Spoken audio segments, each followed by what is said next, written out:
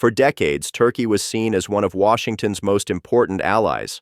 The country that straddles two continents, guards the Bosphorus and Dardanelles, and hosts NATO's second-largest army after the United States itself, was supposed to be a cornerstone of Western security.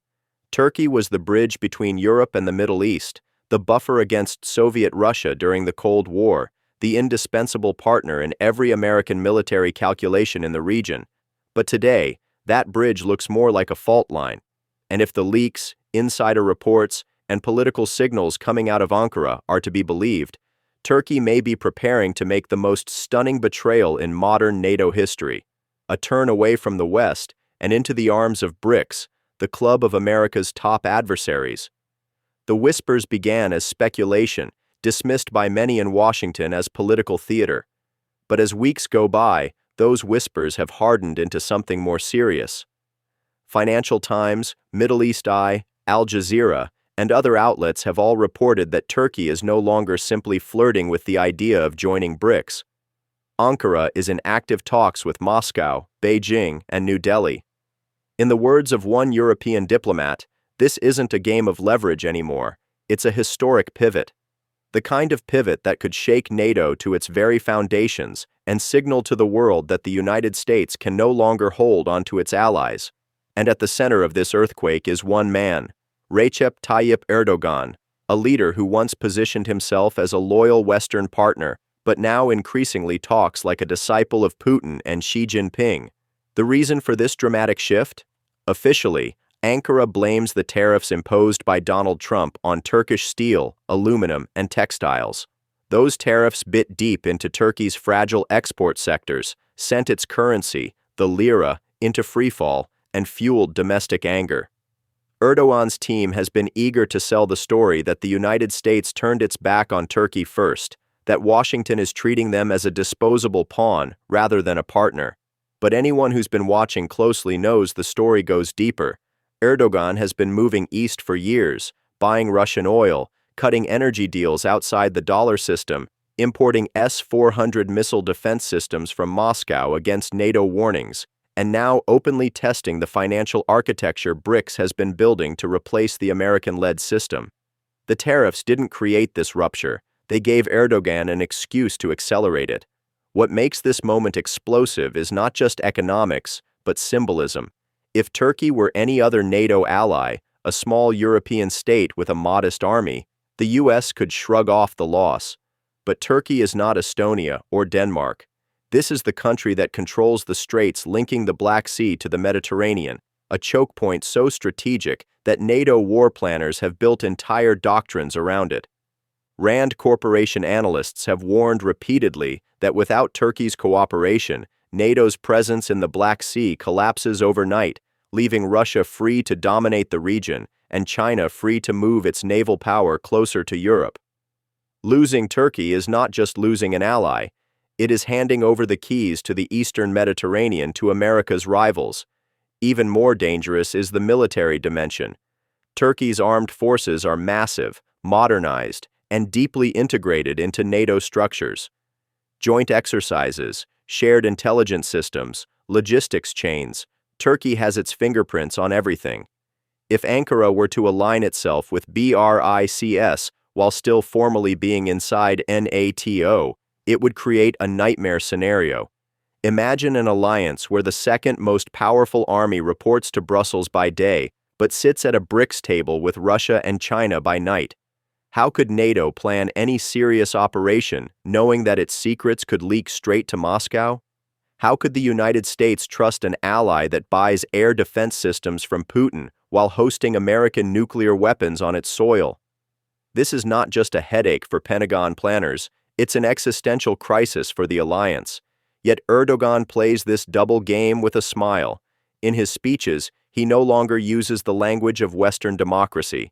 Instead, he borrows the vocabulary of BRICS, multipolarity, sovereignty, resistance to the dollar, the right of regional powers to chart their own destiny. To the Turkish public, exhausted by inflation and the volatility of the lira, this rhetoric feels empowering. Polls by Turkey's Anadolu agency show more than 60% of citizens would support Erdogan if he presented BRICS membership as a way to stand up to Washington. The same public that once saw NATO as protection now sees it as chains. And Erdogan, ever the populist, is feeding that resentment, framing America not as an ally, but as a bully. Inside Washington, the alarm bells are deafening. According to reports, the CIA and Pentagon have already held multiple closed-door sessions at the White House to assess what happens if Turkey makes the break. The options are bleak. More sanctions? That would only push Erdogan faster into Russia and China's embrace. Military pressure? Impossible against a NATO member. Diplomatic outreach? Erdogan thrives on playing Washington and Moscow against each other. One thing is clear. America's leverage is shrinking by the day, and Erdogan knows it. He is testing the limits of how far he can go before the United States calls his bluff. So far, that call hasn't come. And make no mistake, this is not only about Turkey. If Ankara defects, the message to the rest of the world will be devastating. Countries like Saudi Arabia, Egypt, even South Korea, all of them balancing uneasily between Washington and Beijing, will see that there is an alternative, that you can walk away from the West and survive. Worse, you can prosper by cutting deals with BRICS, trading in national currencies, and escaping the dollar's reach. NATO was built after World War II to showcase American power and reliability. If one of its strongest members bolts, NATO doesn't just weaken, it risks becoming irrelevant. Across Europe, fear is spreading. Diplomats in Brussels whisper about worst-case scenarios. Germany, Poland, and the Baltic states are already asking the uncomfortable question: if Washington can't keep Ankara on board, can it keep anyone? Morale is eroding. The sense of American inevitability, the aura of unshakable leadership, is cracking. And it is cracking not because of Russia or China alone, but because a supposed ally is holding the knife. Meanwhile, Erdogan is not sitting idle. He is laying the groundwork for a post-NATO, post-dollar future. Chinese banks are offering him credit lines. Indian companies are discussing joint projects in digital infrastructure. Russia has dangled expanded military cooperation, from air defense systems to intelligence sharing. This is not a bluff. This is preparation. Erdogan is building an exit ramp from the West, and he's paving it with yuan, rubles, and promises of independence. By the time Washington wakes up, Turkey could already be gone. For Americans, the sense of betrayal should be visceral. This is a country that has benefited enormously from NATO security guarantees, from U.S. investment, from access to Western markets. This is a country that American soldiers have fought alongside in Korea, Afghanistan, and Iraq. And yet, in its moment of choice, Turkey flirts with the very powers determined to undermine the United States. Betrayal doesn't even begin to describe it. Treachery is closer to the truth. Turkey is turning its back on 70 years of alliance, not because America abandoned it, but because Erdogan sees more power, more prestige, and more personal leverage in playing the East against the West. And let's be clear, this is not about Trump alone.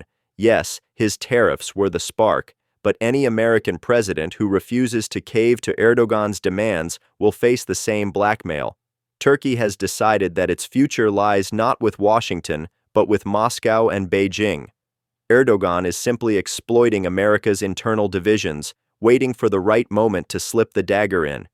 The United States can try to negotiate, but the writing is on the wall. Ankara has made its choice.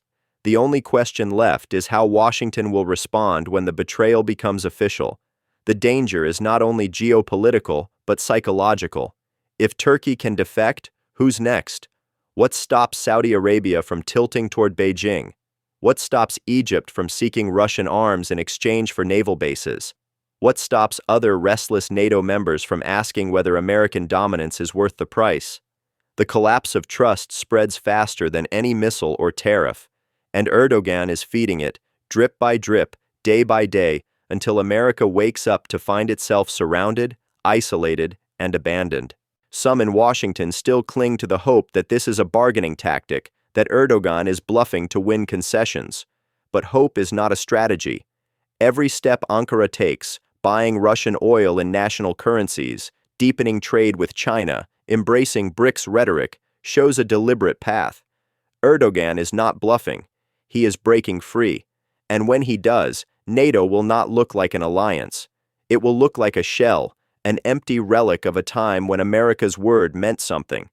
That is the catastrophic risk we face, and it is coming not from Moscow or Beijing, but from within our own supposed family. If Turkey goes east, history will record it as the ultimate betrayal. Not a misunderstanding, not a tactical shift, but a calculated stab in the back by a partner we armed, trained, and trusted for generations. America cannot afford illusions anymore. Erdogan has chosen his path, and unless the United States finds a way to stop him or punish him, the world will soon wake up to a new reality. NATO hollowed out, BRICS ascendant, and Turkey standing proudly at the side of America's enemies, gloating at the West it once pretended to serve. So I'll ask you this: if Turkey, a country we armed, defended, and trusted for 70 years, can stab America in the back and march into the arms of our enemies, what makes you think any of our other allies won't be next?